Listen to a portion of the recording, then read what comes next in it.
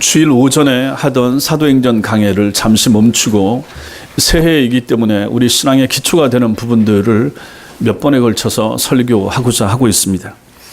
오늘 오전과 오후에는 말씀 중심의 신앙이 얼마나 중요한가 하는 것에 대하여 말씀을 같이 나누고자 합니다. 바벨론에 포로로 잡혀갔던 이스라엘 백성들이 70년 만에 3번에 걸쳐서 자기들의 조국으로 돌아왔습니다. 포로에서 돌아온 사람들이 제일 먼저 한 일은 무너진 예루살렘 성벽을 재건하는 일이었습니다. 이웃나라의 많은 방해에도 불구하고 150년 동안이나 무너져 있던 성벽을 불과 52일 만에 재건하기에 이르렀습니다. 이렇게 성벽 재건을 마친 이스라엘 백성들이 자신들의 고향으로 돌아갔다가 5일 만에 다시 예루살렘으로 모여들었습니다. 그것은 그들의 신년 절기인 나팔절과 대속죄일을 지키고 그리고 초막절을 지키기 위해서였습니다. 이것이 한 달 안에 같이 들어 있었던 거죠. 율법이 명령한 이 절기를 지키기 위하여 예루살렘의 수문 앞 광장에 모인 오늘 본문에 나오는 이스라엘 백성들의 모습을 간단하게 요약을 하면 울고 웃던 사람들, 이렇게 표현할 수 있을 것입니다. 9절에서 이들의 우는 모습을 보고 그리고 12절에서 이들의 웃고 즐거워하는 모습을 우리는 볼 수가 있는 것입니다. 이들은 하나님을 예배하기 위해서 모였는데 왜 울었으며 왜 웃었는가? 울고 웃는 이들의 모습을 통해서 동일한 예배자들인 여러분과 제가 배워야 할 것은 무엇인가 하는 것을 오늘 말씀을 통해서 같이 살펴보길 원합니다. 먼저 말씀을 듣고 울던 사람들입니다.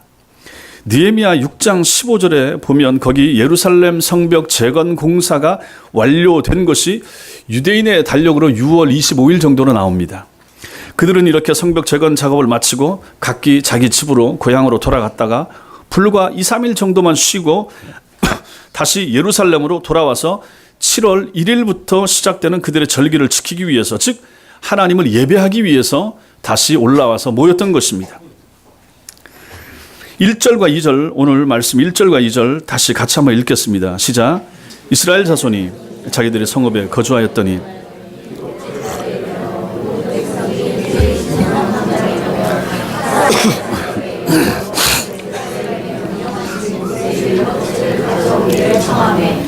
일곱째 달 추하루에 제사장 에스라가 율법책을 가지고 회중 앞 곧 남자나 여자나 알아들을 만한 모든 사람 앞에 이르러. 이들이 모인 시점이 유대인의 달력으로 새해 첫날인 7월 1일이라 말씀드렸습니다. 나팔을 불어서 이날을 기념하고 노동을 금하고 안식을 취하는 성회를 연 거죠. 3절을 보면 이날에 이들이 모여서 무엇을 했는가? 모세의 율법책, 즉 하나님의 말씀을 들었다, 이렇게 표현하고 있습니다. 이것은 이스라엘 백성들이 하나님의 말씀과 더불어 새로운 한 해를 시작했다 하는 것을 보여줍니다. 마찬가지입니다. 성도들은 여러분과 저는 말씀을 떠나서는 결코 살 수가 없습니다. 모든 삶이 하나님의 말씀 안에서만 그 의미를 발견할 수 있기 때문에 그런 것입니다. 새로운 하루를 시작할 때 말씀과 함께 시작하거나 새로운 해를 맞이할 때도 마찬가지입니다. 그래서 우리도 지난 한 주간 동안 새벽 사경을 하고 또 올해부터는 몇 체인씩 성경 읽기를 새롭게 시작하는 것입니다. 말씀과 함께 시작을 하자. 한 해를 말씀과 더불어 시작하자. 지금 이스라엘 백성들이 수문 앞 광장에 모여서 그들의 설날이죠. 그들의 설날인 이 나팔절에 모여서 이 집회를 그래서 하고 있다. 이들은 하나님의 말씀을 듣는 것으로부터 한 해를 시작하고 있다 하는 것입니다. 새로운 사업, 새로운 직장, 새로운 거처, 새로운 학교, 새로운 결단도 다 마찬가지입니다. 하나님의 말씀이 빠진 새로운 출발은 성도들에게는 사실상 무의미한 것이나 마찬가지입니다. 이 사람들은 보니까 알아들을 만한 사람이 모였다고 그랬습니다. 거기 2절과 3절 말씀도 보면 제사장 에스라가 율법책 가지고 회중 앞 곧 남자나 여자나 알아들을 만한 모든 사람 앞에 이르러. 수문 앞 광장에서 새벽부터 정오까지 남자나 여자나 알아들을 만한 모든 사람 앞에서 읽음에 뭇 백성이 그 율법책에 귀를 기울였다, 이렇게 기록하고 있습니다. 여기서 알아들을 만한 회중이란 말귀를 이해할 수 있는 사람을 의미합니다. 아주 어린 아이들을 제외한 어느 정도의 지각력을 가지고 있는 모든 사람들을 칭하는 말이 됩니다. 말귀를 알아들을 수 있는 사람들은 모두 모여서 에스라가 낭독하는 하나님의 말씀을 들었던 것입니다. 말씀 앞에는 그 어떠한 구별이나 차별이 있을 수가 없습니다. 하나님의 말씀은 모든 사람에게 선포되어져야만 하고 모든 사람이 귀를 기울이는 것이 마땅합니다. 우리 아이들이 말귀를 이해할 수 있게 될 그때부터 우리는 그들을 잘 가르쳐야만 합니다. 어렸을 때부터 말씀 가르침을 잘 받았던 사무엘과 그렇지 못했던 엘리 제사장의 아들들의 그 극단적인 모습을 우리는 성경에서 볼 수가 있는 것입니다. 이 구절의 말씀에서 우리는 우리 주일학교와 우리 중고등부 친구들이 어른들과 함께 드리는 우리의 이 예배 형태, 이 예배 드리는 모습, 이것의 성경적인 근거를 우리는 여기서 발견할 수가 있는 것입니다. 알아들을 수 있는 우리 어린 아이들도 알아들을 수 있는 것이죠.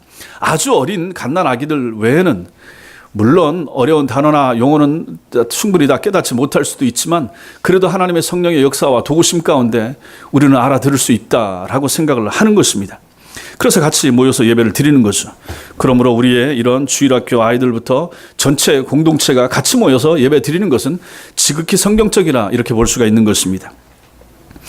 또 여기 3절 말씀 보시면 이들이 성경 말씀을 들은 시간이 얼마나 되는가를 보게 됩니다. 새벽부터 정오까지 그들이 말씀을 들었다 기록하고 있습니다. 여기 새벽부터는 태양이 떠올라서 빛이 비추어 율법책에 기록된 글을 읽을 수 있을 시점을 말합니다. 그때부터 대략 햇빛이 비춰서 글을 읽을 수 있는 시간, 어둠이 가고 글을 볼 수 있는 시간, 우리도 마찬가지로 오전 한 6시, 7시 이때쯤부터는 볼 수 있는 거죠. 그때부터 언제까지인가? 정오까지, 12시까지입니다. 그러면 한 5시간, 6시간 정도가 될 것이죠. 이 긴 시간 동안 그 사람들이 성경을 들었고 그 낭독된 말씀에 대한 해설을 들었다 하는 것입니다. 이게 놀라운 거죠. 5시간, 6시간 동안에 또 여기 보면 이들이 서서 하나님의 말씀을 들었다, 또 설교를 들었다 하는 것이 되는 것입니다. 말씀을 향한 이들의 놀라운 자세와 열심을 보시라 하는 것입니다. 3절 후반부에 보십시오. 거기 보면 뭐라고 나옵니까? 뭇 백성이 그 율법책에 귀를 기울였는데 이렇게 나오고 있습니다. 이것이 문자적으로는 그리고 그 모든 백성의 귀가 그 율법책 위에 이렇게 됩니다. 원문에는 이 문장의 주어가 뭇 백성이 아니고 귀로 나옵니다. 이 사람들의 귀. 이게 무슨 뜻입니까? 모든 백성의 귀가 그 율법책에 달라붙어 있었던 것처럼 당시의 모든 백성이 말씀 듣기에 집중했다 하는 것입니다.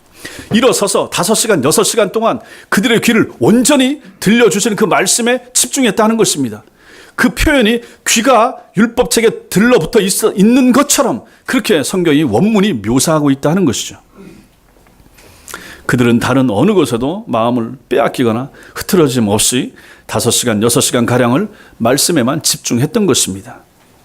이 사람들이 선택받은 특별한 하나님의 백성이었기 때문에 가능하다라고 생각할 근거는 아무데도 없는 것입니다. 이 사람들이나 우리나 무슨 차이가 있겠습니까?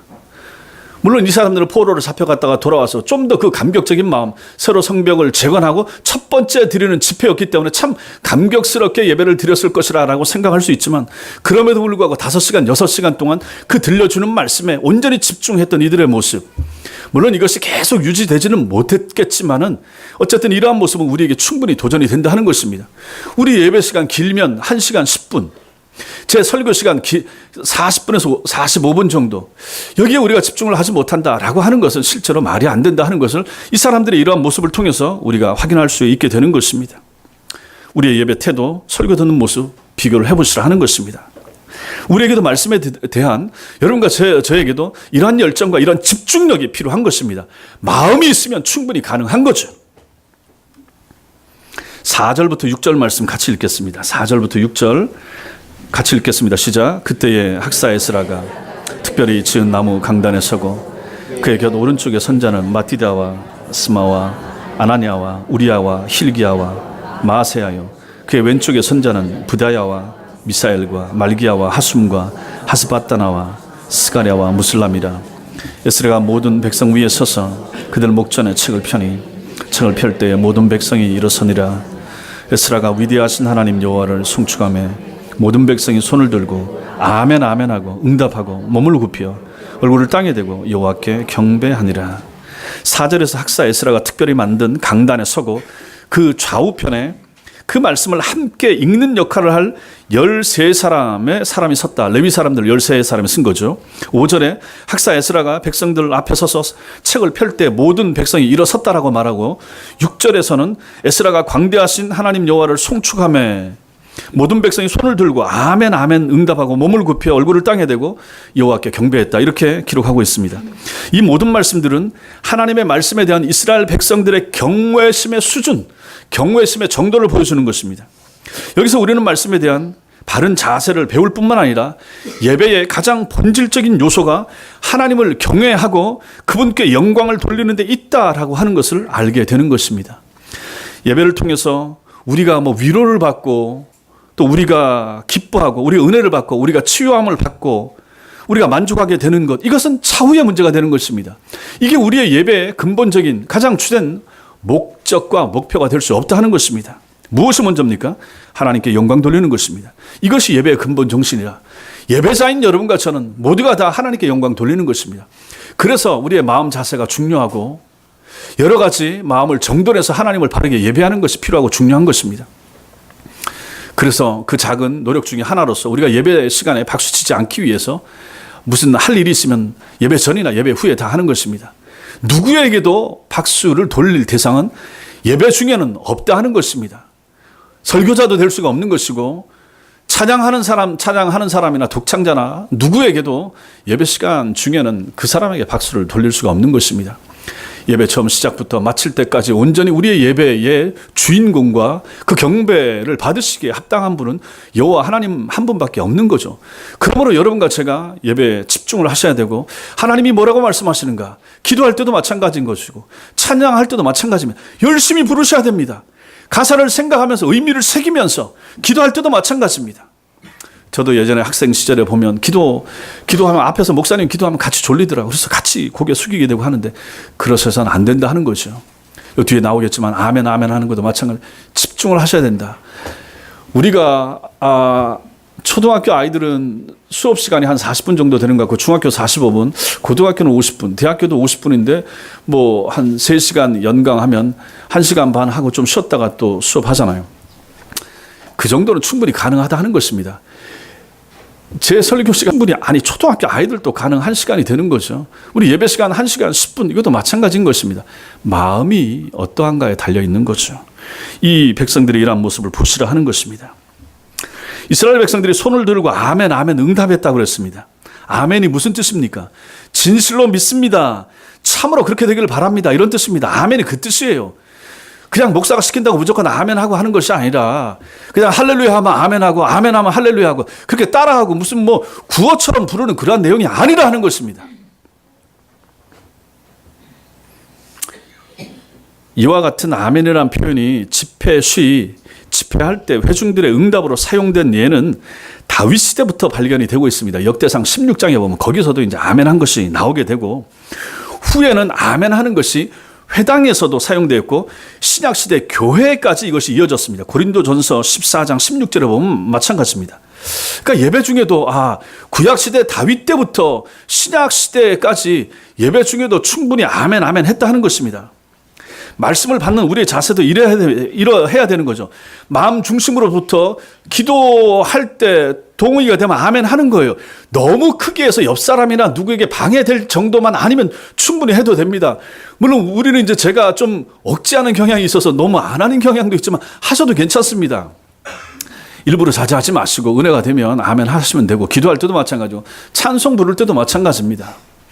이제 보통 이제 오순절 계통의 이런 교회들이 너무 지나치게 아멘을 많이 하는 경향이 있고 고신 계통의 이렇게 너무 보수적인 교회에서는 이제 아멘을 너무 안 하고 억지하는 경향이 있지만 너무 안 하는 건 또 별로 바람직하지 않다 생각합니다. 아멘 하셔야 되고 말씀 들을 때도 아멘 하셔야 되고 기도할 때도 마찬가지고 찬송 부를 때도 마찬가지라 하는 것입니다. 지나치지 않으면 괜찮은 것입니다. 그리고 동의가 될 때 아멘 하는 거죠. 내 마음이 감동이 될 때 아멘 하시라 하는 것입니다. 그냥 모든 순간에 다 아멘 하는 게 아닌 거죠. 이스라엘 백성들이 이랬고 구약시대도 신약시대도 아멘 했던 것입니다. 우리 7절과 8절, 7절, 8절 말씀 같이 읽겠습니다. 시작. 예수아와 바니와 세레바와 야민과 악굽과 사브대와 후디야와 마세야와 그리다와 아사랴와 요사밧과 하난과 블라야와 레위 사람들은 백성이 제자리에 서 있는 동안 그들에게 율법을 깨닫게 하였는데 하나님의 율법책을 낭독하고 그 뜻을 해석하여 백성에게 그 낭독하는 것을 다 깨닫게 하니, 에스라가 낭독한 말씀을 그 주위에 함께 둘러섰던 제사장 그룹에 속한 레위인들이 그 말씀을 다시 낭독하고 해석해서 깨닫게 했다 하는 것을 의미합니다. 여러분 생각을 해보십시오. 지금 모인 사람들이 한 3만 명에서 5만 명 정도 되는 거예요.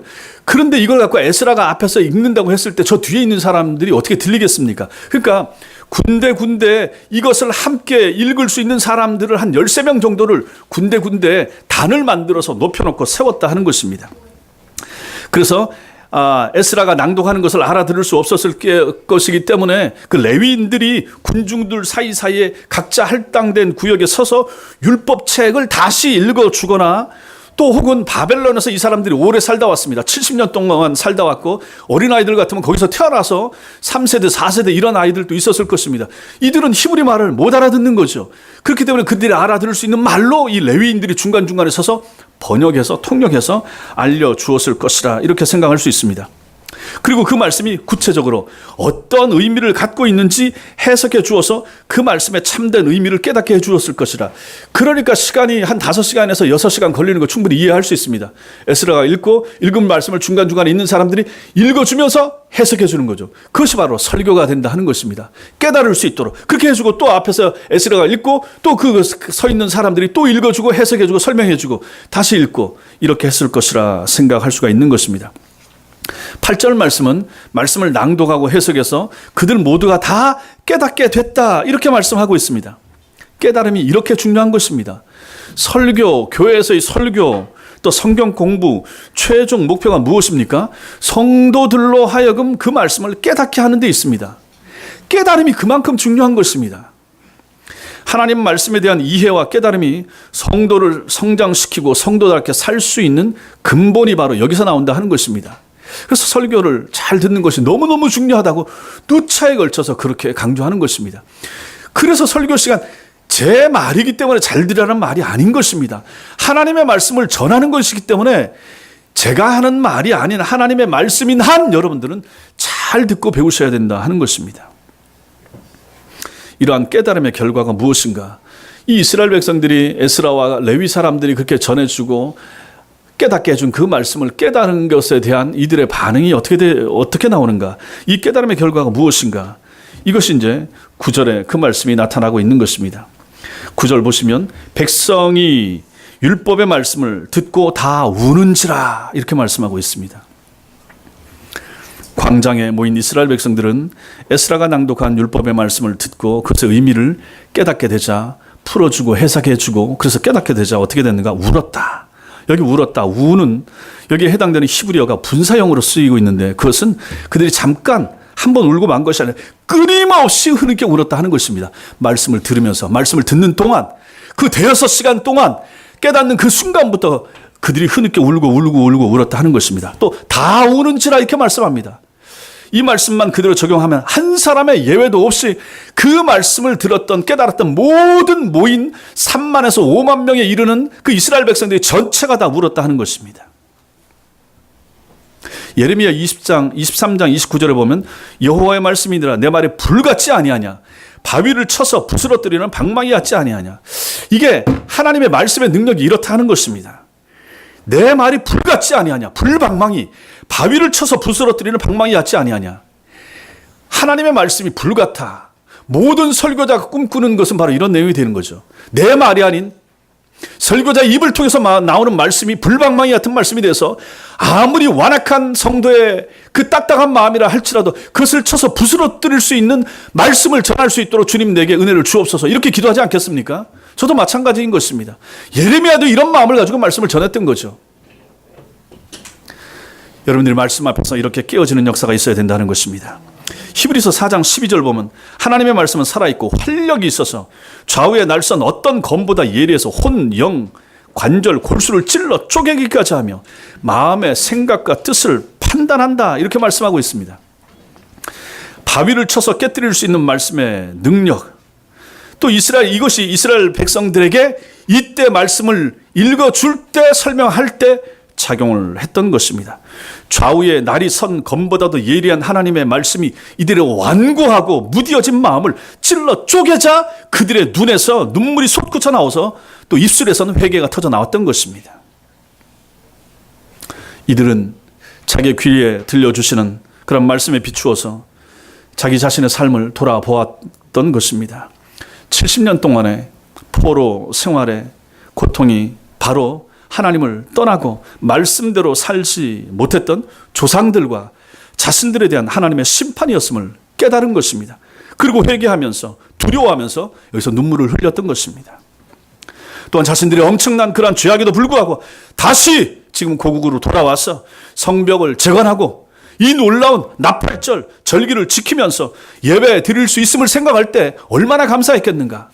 우리가 일제 치하에서 광복을 맞이하고 그러고 나서 교회들이 모여서 예배를 드렸다라고 했을 때 한번 생각을 해보시라 하는 것입니다. 얼마나 가슴 벅찬 그 예배를 하나님 앞에 드리게 됐을 것인가. 이들은 우리보다도 배 이상 긴 70년 동안 포로 생활하다가 돌아와서 그 무너진 성벽을 재건하고 거기에 모여서 예배를 드린다고 했을 때, 수문 앞 광장에 모여서 예배를 드린다고 했을 때 그 죄가 생각나지 않았겠습니까? 조상들의 죄도 생각나고 내 죄도 생각나고 우리가 무슨 은혜를 입어서 돌아올 수 있었겠는가. 이 은혜가 얼마나 감사한가.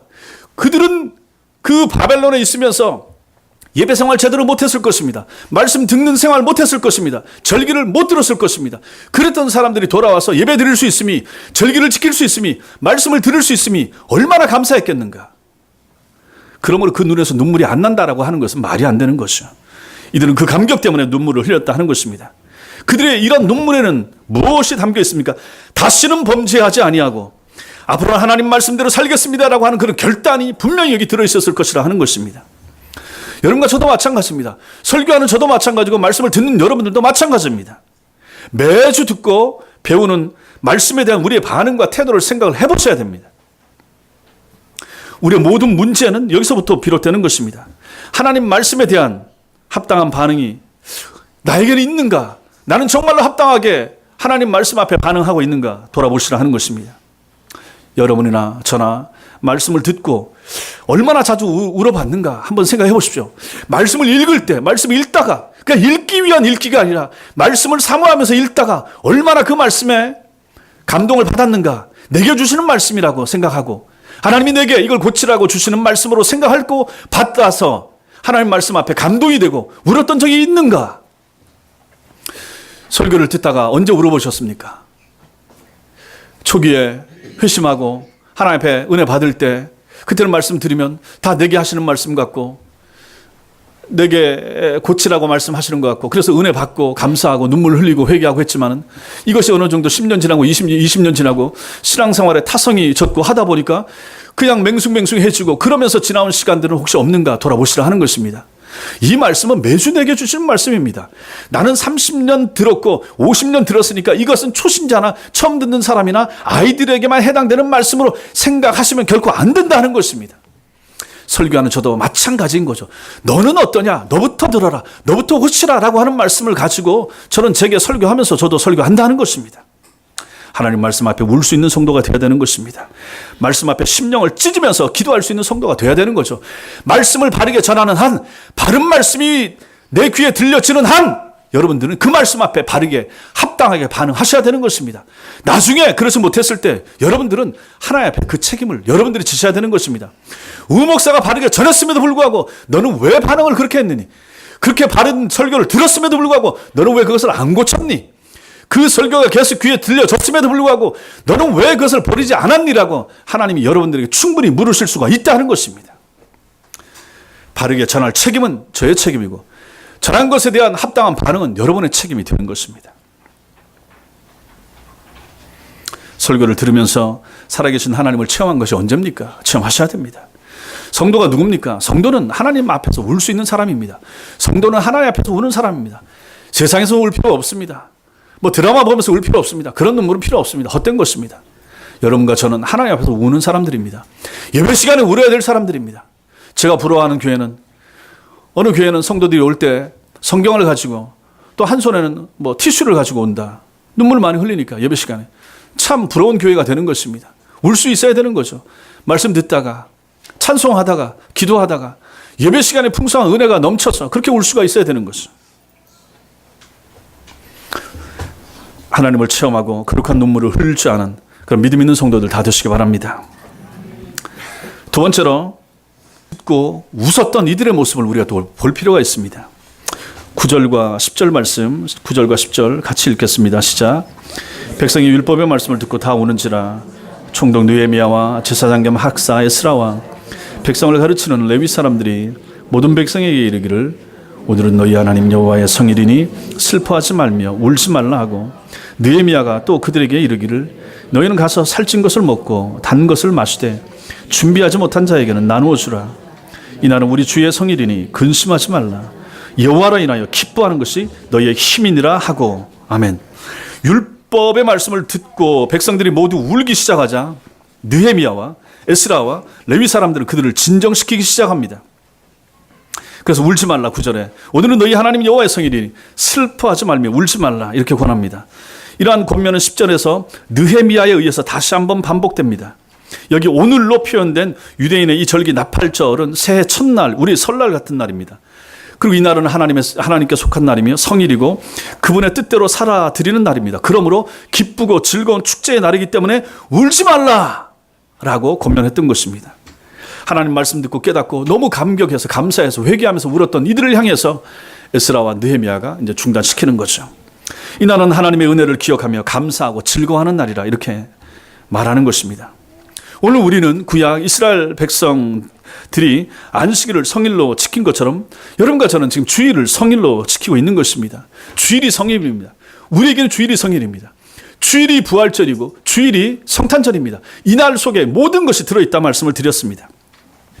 주일은 주님이 사망 권세를 이기시고 부활하신 날입니다.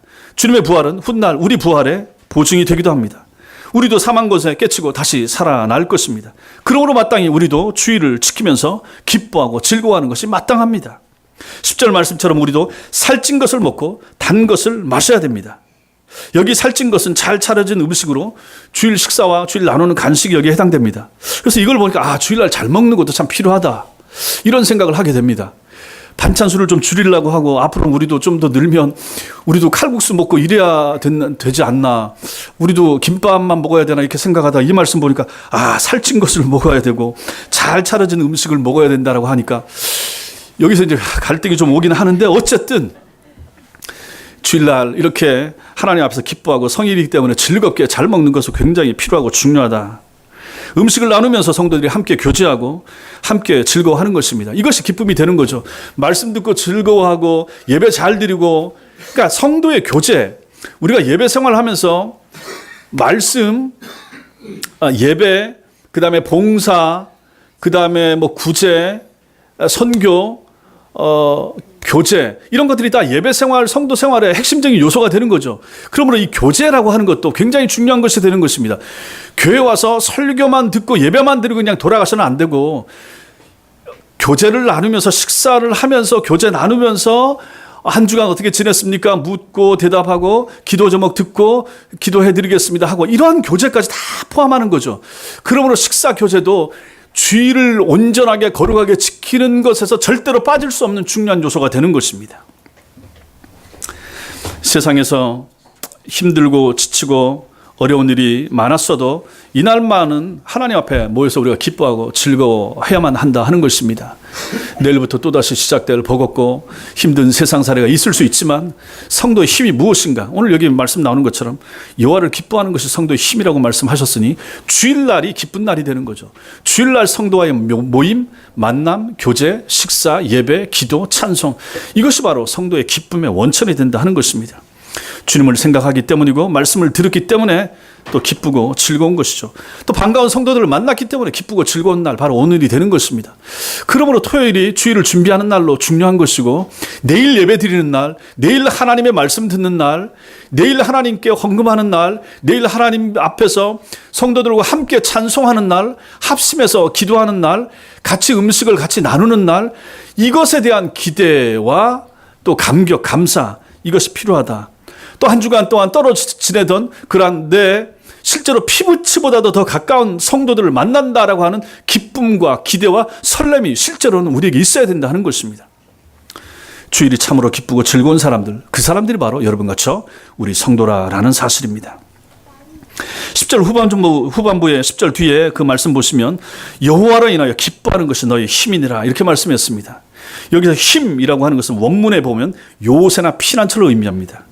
그러므로 본문의 이 말씀은 여호와를 기뻐하는 것이 우리에게 요새가 된다. 여호와를 기뻐하는 것이 성도의 피난처가 된다. 이렇게 말씀해 주고 있습니다. 달리 말하면 우리가 여호와를 기뻐하면 하나님께서는 우리의 피난처가 되어 주시겠다. 이렇게 말씀하고 있습니다. 이들은 지금 막 포로지에서 돌아온 사람들입니다. 성전과 성벽은 모두 파괴되고 가족들은 흩어지고 가까운 사람들이나 이웃들 중에 죽은 사람들이 많습니다.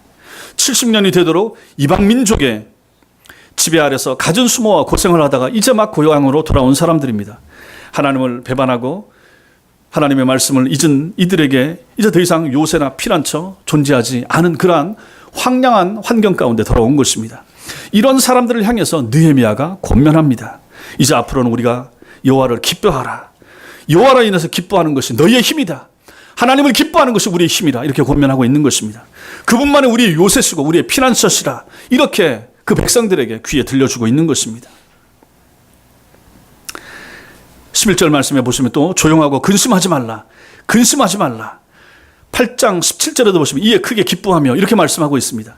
그리고 저 뒤에 12장 43절에도 이날에 무리가 큰 제사를 드리고 심히 즐거워하였으니 이는 하나님이 크게 즐거워하게 하셨습니다. 하나님이 크게 즐거워하게 하셨습니다. 하나님이 기쁨을 성도들에게 줬다 하는 말입니다. 그렇게 절기를 지키면서 하나님을 바르게 예배하는 사람들에게 하나님께서 그들 마음속에 기쁨을 충만하도록 주신 것입니다. 하나님이 여러분과 저에게 주일 예배를 잘 지키려고 하는 여러분과 저에게 기쁨으로 충만한 마음을 주시길 바랍니다. 이렇게 성도는 여호와를 기뻐하며 즐거워하면서 살도록 부름받은 사람들입니다. 세상에서 힘들고 어렵고 마음에 답답한 일이 있어도 하나님 생각하면 기쁜 사람들, 교회 나와서 예배하면 마음이 즐거운 사람들, 근심 걱정 떨쳐낼 수 있는 사람들, 실제로 이런 사람들이 신자들이라 하는 것입니다. 그것이 바로 교회가 해야 될 일이 되는 거고요. 예배를 통하여 우리는 그런 걸 다시 회복할 수 있는 시간이 바로 이 시간이라 하는 것입니다. 그래서 바울이 항상 기뻐하라 말했던 것입니다. 기뻐할 요소가 안 됐음에도 불구하고 기뻐하라 말했던 거죠. 바울이 지금 이 말 기뻐하라라고 하는 건 자기가 지금 감옥에 있으면서 이 말을 하는 거예요. 감옥에 있는 자기가 감옥 밖에 있는 사람들에게 기뻐하라. 밖에 있는 사람이 기뻐할 요소가 많지 감옥에 있는 사람이 뭐가 기뻐할 요소가 많겠습니까? 그런데 이러한 말도 안 되는 그러한 삶을 지금 살 수 있었던 사람, 사는 사람, 그 사람이 바로 신자고 바울이고 여러분과 저라라고 하는 것입니다. 우리가 기뻐할 수 있는 요소가 있을 때 기뻐하는 것은 불신자들도 다 할 수 있습니다. 그러나 기뻐할 수 없는 요소가 있음에도 불구하고 기뻐할 수 있는 사람들, 그 사람이 바로 신자가 되는 거죠. 그것은 바로 우리의 영원한 기쁨의 원천이 되는 여호와 때문에, 여호와 하나님 때문에, 하나님을 생각하면 그분의 살아계심 때문에, 그분이 나를 사랑하심 때문에, 내가 그분을 사랑하심 때문에, 내가 그분을 예배할 수 있음 때문에, 내가 주일마다 하나님 앞에 예배를 드릴 수 있음 때문에, 우리 교회가 있는 것 때문에, 주일만 되면 내가 11시에 가서 예배 드릴 수 있는 것 때문에, 그것이 실제로 여러분과 저에게 기쁨의 요소가 될 수 있다 그러면 이게 얼마나 좋겠습니까? 이러한 마음이 실제로 우리 마음속에 있어야 된다 하는 것입니다. 그래서 하나님께서는 항상 기뻐하라 말씀하셨던 것입니다. 12절 말씀 보시면 12절에 보면 모든 백성이 곧 가서 먹고 마시며 나누어 주고 크게 즐거워하니 이는 그들이 그 읽어 들려준 말을 밝히 알미라 이렇게 말씀하고 있습니다. 이스라엘 백성들이 그들의 처소로 돌아갔습니다. 그들은 먹고 마시고 나누어 주고 즐거워하면서 또 즐거워하기 위하여 돌아간 것입니다. 그들이 이렇게 자신의 처소로 돌아가서 잔치를 벌릴 수 있었던 이유, 그것은 읽어 들려준 말씀에 대한 깨달음 때문이라 이렇게 말씀합니다. 에스라와 레위인들이 낭독하고 해석하여 백성들로 하여금 알도록 가르쳤던 바로 그 말씀을 이스라엘 백성들이 밝히 알았기 때문입니다. 여기 밝히 알미니라 이 말씀은 잘 알았다, 바르게 깨달았다 그런 의미입니다. 이스라엘 백성들이 하나님 말씀에 대한 깨달음에서 큰 기쁨을 느꼈다 하는 것을 이 말씀이 다시 한번 보여주고 있는 것입니다. 여러분과 저에게 이런 기쁨이 필요합니다. 여러분들 말씀을 읽거나 듣다가 그것을 깨달아져서 이런 기쁨에 잠겨 보신 적이 있으십니까? 성도의 여러분과 저의 가장 원초적인 기쁨과 즐거움은 이렇게 말씀의 깨달음으로부터 오는 것입니다. 이런 깨달음과 확신이 우리를 기쁘게 즐겁게 하는 것입니다. 몸은 좀 아파도, 돈은 좀 가진 것은 없어도, 말씀을 읽었는데, 말씀을 들었는데, 주일 예배를 드렸는데, 그 들려진 말씀이 내게 너무 기쁨이 되고, 몰랐던 말씀이 알게 되고, 예전에 그냥 지나쳤던 말씀을, 그 말씀의 분명한 의미를 깨닫게 되고 확신하게 되고, 그래서 그 말씀으로 인한 기쁨, 그 말씀으로 인한 즐거움, 이것이 바로 여기 나오는 이 기쁨, 이 즐거움이라 하는 것입니다. 이런 기쁨과 이런 즐거움이 여러분과 저에게도 충만하시길 바랍니다. 사랑하는 성도 여러분, 저는 우리 교회가 울고 웃는 그런 교회가 되기를 진심으로 바랍니다. 여러분들 모두가 울고 웃는 사람들이 되시길 바랍니다. 세상의 염려나 근심, 걱정 때문에 우는 것이 아니라 하나님의 말씀이 우리의 가슴을 두드릴 때, 우리가 지나치거나 숨겨졌던 죄를 하나님께서 생각나게 하실 때, 그냥 지나쳤던 말씀의 참 의미를 밝히 알게 될 때, 잘못 이해하고 있던 말씀을 정확히 깨닫게 될 때, 그때 울 수 있는 성도들이 되시기를 바랍니다. 많은 눈물 중에 그 눈물만이 하나님 앞에서 참된 의미가, 가치가 있기 때문에 그런 것입니다. 울어야 용서함을 받을 수 있습니다.